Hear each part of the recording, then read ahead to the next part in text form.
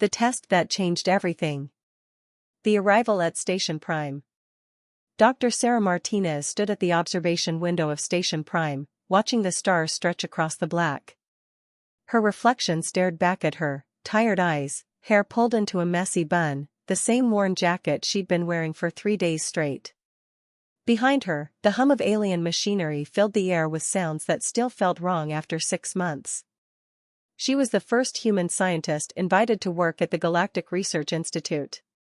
An honor, they called it. A test, she knew it really was. The galaxy wanted to see what humans could do. Whether they belonged among the advanced species. Whether they were worth the resources it took to bring them into the fold. Sarah didn't care about any of that. She was here because her daughter needed her to be. Dr. Martinez, a voice called out. She turned to see Thren, her Vrexian colleague. His 4 arms moved in patterns that meant he was excited. The council has approved your proposal. You may proceed with the experiment. Sarah's heart jumped. 3 months of arguing, begging, explaining. Finally, they had said yes. When? She asked. Immediately.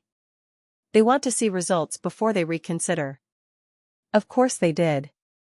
The council didn't trust humans. They saw Earth species as young, reckless, emotional. Letting her work here was already pushing boundaries. Letting her conduct an experiment that challenged their entire understanding of physics? That was something they could take back at any moment. Then let's not waste time, Sarah said, already moving toward the lab. The experiment begins. The laboratory was massive, designed for species much larger than humans. Sarah felt like a child in a giant's workshop. But she had learned to adapt. Humans always did. She pulled up the holographic display, her fingers dancing through the air as she manipulated the controls. The data floated around her in streams of light, equations, models, simulations. What she was attempting had never been done before. The Galactic Institute had spent centuries trying to create stable wormholes for instant travel across the universe. They had failed every time. The math said it was impossible. The laws of physics wouldn't allow it. But Sarah had found something they missed. A tiny variable in the equations that everyone else ignored because it seemed too small to matter. Humans understood small things. They had to. Earth was a small planet in a small solar system. Humanity had learned to pay attention to details that giants overlooked. Beginning the sequence, she announced. Thren watched from the observation booth, his skepticism obvious even through the glass. Around him, other scientists gathered. Word had spread quickly. Everyone wanted to see the human fail. Sarah activated the containment field. In the center of the lab, a point of light appeared. It was tiny, no bigger than a pinhead. But it was there. Stable. Not collapsing like every previous attempt. The room went silent. Sarah's hands moved faster now, adjusting variables, feeding energy into the system. The point of light grew, expanding slowly, carefully. Sweat beaded on her forehead. One wrong move and the whole thing would collapse. Or worse, explode. She thought about Emma. Her daughter, 7 years old, back on Earth. Sick with a disease that had no cure. Not on Earth, anyway. But the Vrexians had the cure. They had the technology to heal anything. They just didn't share it with species they considered inferior. Sarah needed to prove humans weren't inferior. She needed to show them that humanity deserved respect. Deserved help. The wormhole expanded to the size of a fist. Then a head. Then large enough for a person to walk through. Impossible, someone whispered in the observation booth. Sarah allowed herself a small smile. No, she said quietly. Just difficult. The truth revealed. The celebration lasted exactly 4 hours. Sarah was in her quarters, finally allowing herself to rest, when the alarm started. Red lights flashed across the station.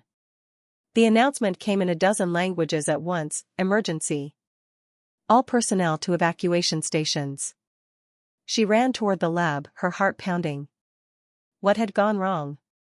The wormhole had been stable. She had checked everything. When she reached the laboratory, she found Thren and a dozen security officers waiting. Their weapons were drawn. "Dr. Martinez," Thren said, his voice sad. "I'm sorry." "What's happening?" Sarah demanded. "The council has reviewed your work. They're shutting down the experiment." "Why?" "It worked. I proved it could be done." Thren's four hands moved in a gesture of regret. "That's exactly the problem. You proved humans can do what we cannot. The council fears what your species might become if given access to this technology." The truth hit Sarah like a physical blow. This had never been about testing her. It had been about testing whether humans were a threat. And by succeeding, she had proven they were. "You can't do this," she said, her voice shaking. "I did everything right. I followed every rule." "I know," Thren replied. "But the council makes the rules. And they've decided humanity is too dangerous to be allowed into the galactic community." Sarah's vision blurred with tears of rage and frustration. "My daughter is dying. The cure exists. You have it. You're going to let her die because you're afraid?" "I'm sorry," Thren said again. He actually meant it. Sarah could see that. But it didn't matter. Sorry wouldn't save Emma. The security officers moved forward, ready to escort her back to her quarters. Ready to put her on a ship back to Earth. Ready to erase everything she had built. And that's when Sarah made her choice. The mother's fury. She moved before anyone could stop her. Years of working in zero gravity had made her fast, precise. She dodged the first officer, slipped under the second's grasp, and reached the control panel. "Don't!" Thren shouted. But Sarah was already activating the wormhole. The point of light appeared again, expanding rapidly. Too rapidly. She wasn't being careful now. She was being desperate. "If you won't help my daughter," she said, her voice cold, "then I'll do it myself." She grabbed a container from the lab table, the sample of Vrexian medical nanobots she had been studying. The cure for Emma's disease. Then she turned toward the wormhole. It was unstable, fluctuating wildly. Jumping through it would be suicide. The portal could collapse at any second, could tear her apart, could dump her anywhere in the universe. "Sarah, please." Thren begged. "You'll die." She looked back at him, at all of them. The scientists who had watched her work. The council members who had decided humanity wasn't good enough. The galaxy that had invited her here just to break her. "I'm a mother," she said simply. "Death doesn't scare me. Failing my child does." And she jumped. The wormhole swallowed her whole. For a moment, there was only light and pain. Every atom of her body screaming. The universe pulling her in 1,000 directions at once. Then she was through. She collapsed onto cold metal, gasping, every nerve on fire. But she was alive. And when she forced her eyes open, she saw where she was. A medical facility. Vrexian design. Clean, white, filled with the soft hum of healing technology. She had done it. She had crossed half the galaxy in an instant. Something no one else had ever survived. Sarah pulled herself to her feet, clutching the container of nanobots. Her body was damaged, she could feel it. The jump had taken years off her life. But she didn't care. She staggered to the communications terminal and activated it with shaking hands. "This is Dr. Sarah Martinez," she said, her voice barely a whisper. "I need emergency transport to Earth. Medical priority." The face that appeared on the screen was shocked. Where are you?" "I'm in your primary medical facility," Sarah said. "Sector 7. And I'm not leaving without the cure for my daughter." The galaxy learns its lesson. The standoff.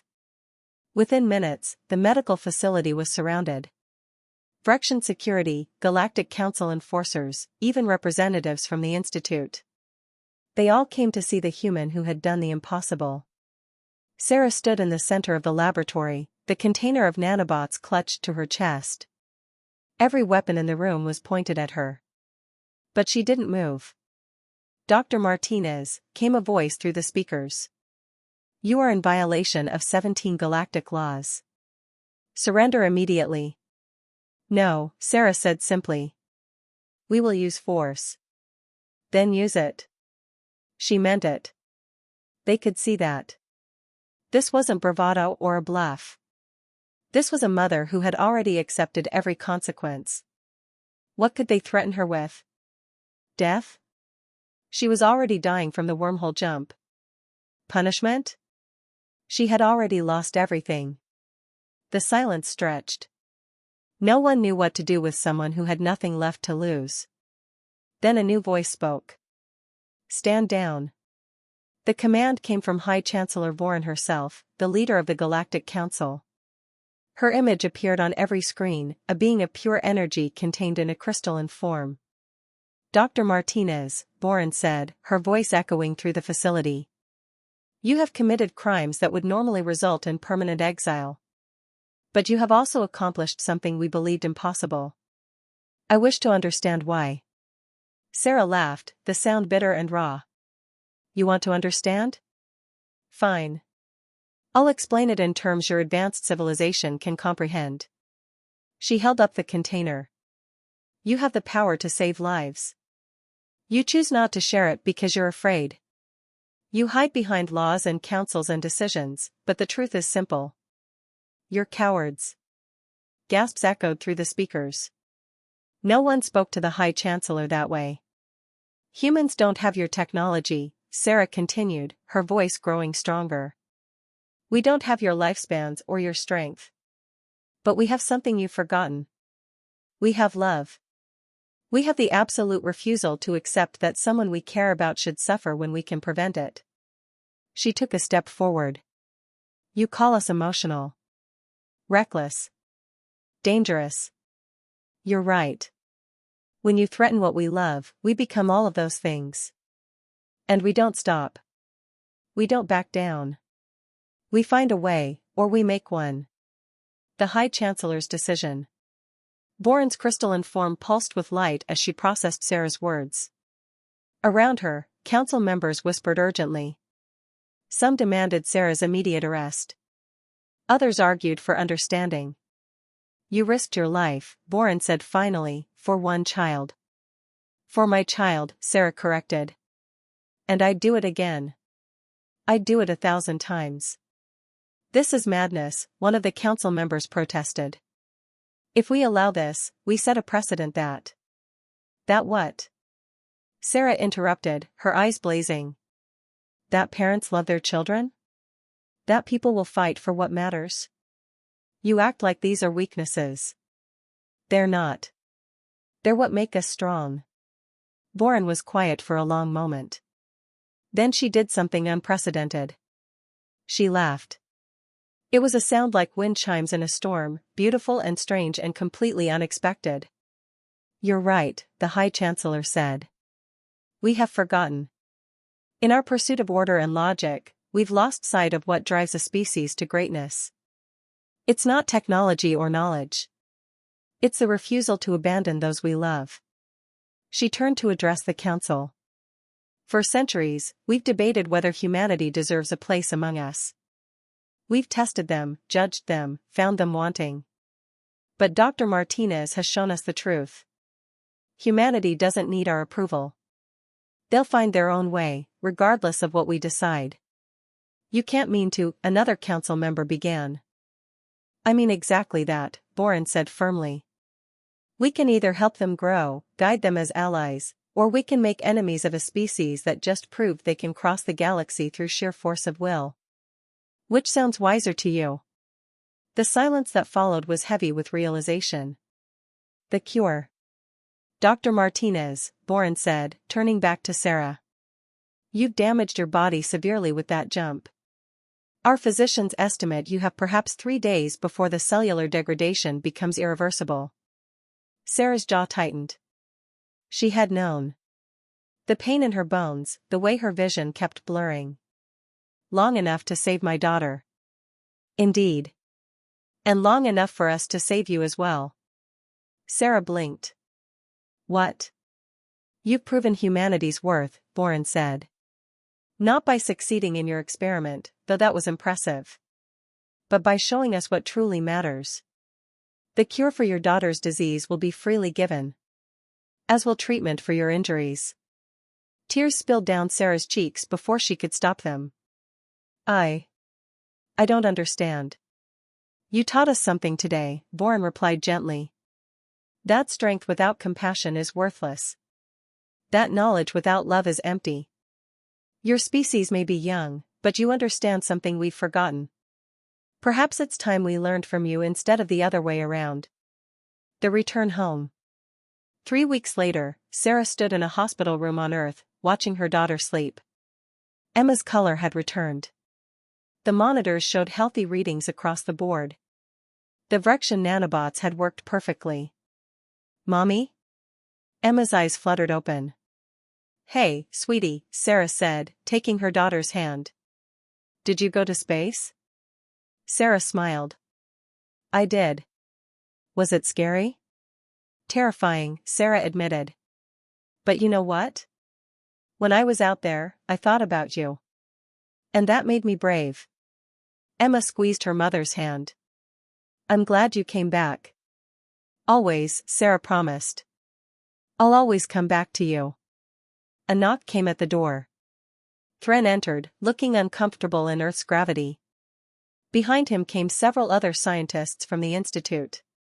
Dr. Martinez, Thren said, his 4 arms moving in a gesture of respect. The Galactic Council has officially invited humanity to join as full members. No probation, no restrictions. Your species will have access to all our knowledge, all our technology. Sarah stared at him. Because of what I did? Because of what you taught us, Thren corrected. We've been so focused on measuring intelligence and technological advancement, we forgot to measure what really matters. Determination. Love. The willingness to sacrifice everything for what you believe in. He gestured to the window, where a Vrexian medical ship floated in orbit. We've brought enough medical supplies to treat every disease on your planet. Consider it an apology. And a partnership. The legacy. Years later, Sarah Martinez stood before the Galactic Council, no longer a desperate mother but a respected ambassador. Emma, now 13 and healthy, sat in the front row, watching with pride.